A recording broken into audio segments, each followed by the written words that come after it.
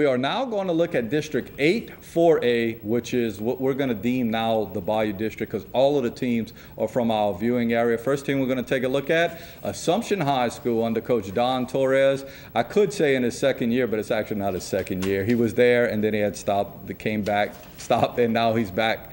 Again, had a great year last year, 7-4, 4-2 in district, made it to the playoffs. Unfortunately, lost in the first round, I think to Zachary, if I'm not mistaken.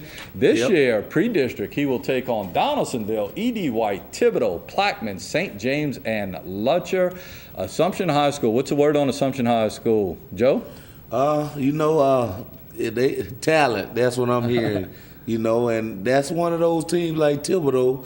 They out there in kind of no man's land, and all the kids are in one central location that goes there. And Coach Torres does a great job. Got a lot of respect for that guy.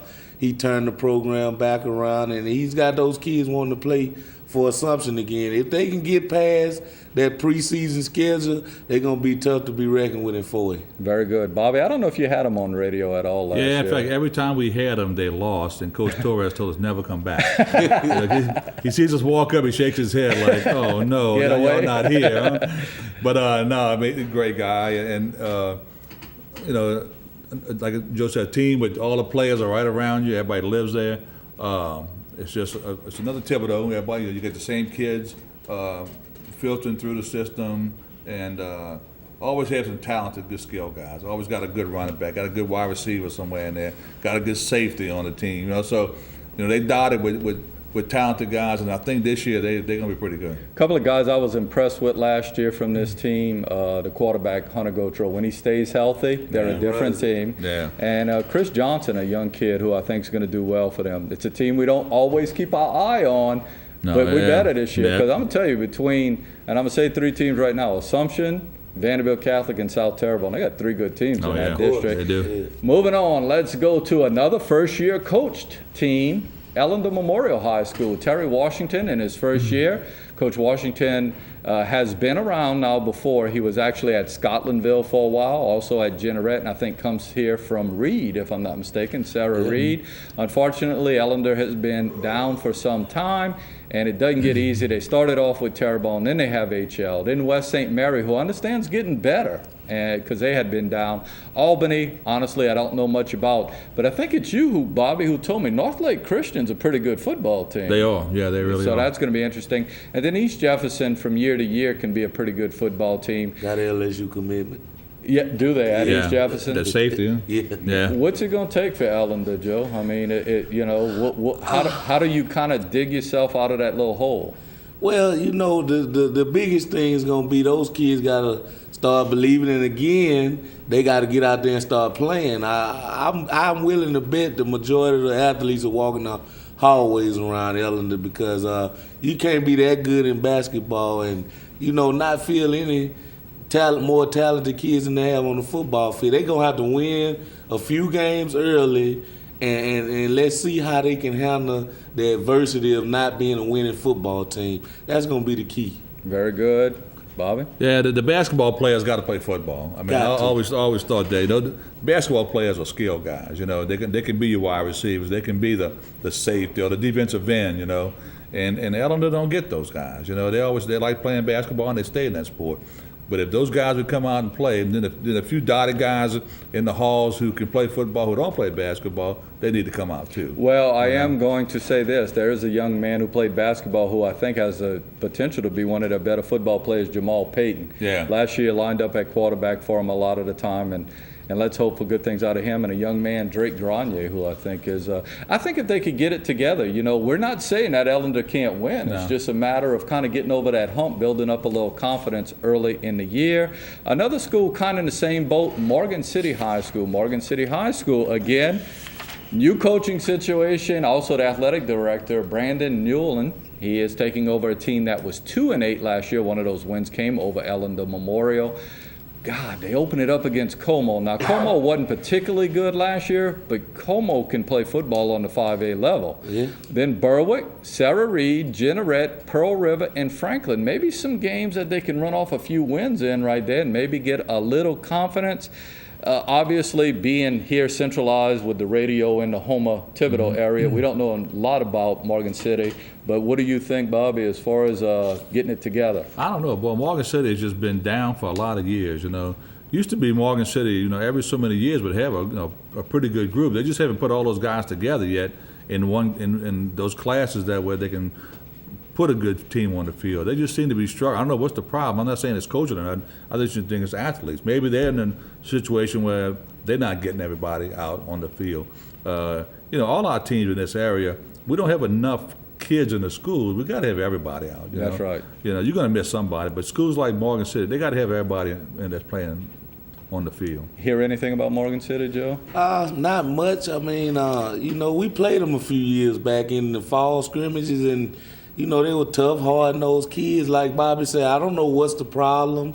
I was doing some research. They got a D1 kid in who's a transfer. He's like a 3-star. Not that the stars mean anything, but hopefully with a coach in his second year, he can get the kids out there and get everything turned around, because it's some athletes out there in St. Mary Parish. Very good. Now, I do want to say this. They have one young man who was a terrific baseball player, Brody Anselm, who's going to be out there, and I think he's a good athlete. We'll see what happens, probably line up at the quarterback position.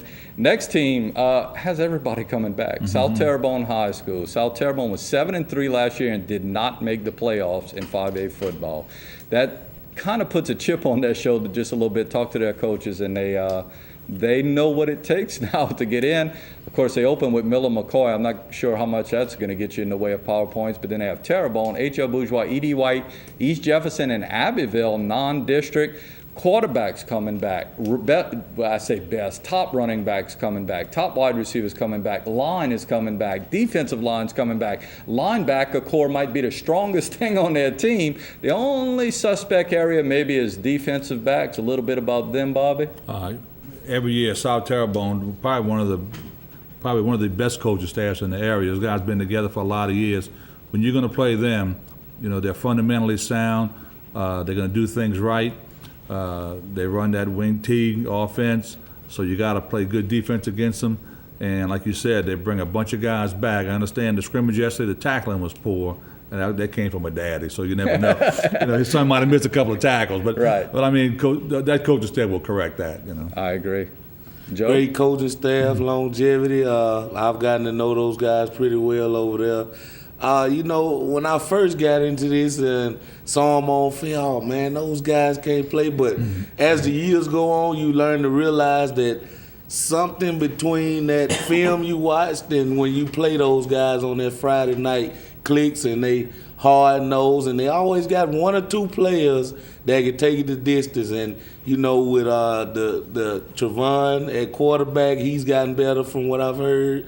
Running the wing tee with a good quarterback, you looking for trouble this year. It makes a difference. Yeah, huh? It makes a big difference. I think they're going to be a force to be reckoned with this year. I got to tell you, and just for being there so long on the coaching staff there, I am going to throw a little plug in there. It's been 20 years since we won the state championship, and I was on that staff, something I will forever be proud of. So forgive my little 20 years, and I look forward to it. I think for the Vanderbilt game, they're going to get everybody back together. So I look forward to that a whole lot. Final team, speaking of Vanderbilt Catholic, team that did extremely well last year and year before last, overcame some adversity last year. They were 8-3, 4-1 in district, and really, if you saw the Letcher game, they were better than Letcher in that particular game on that particular night.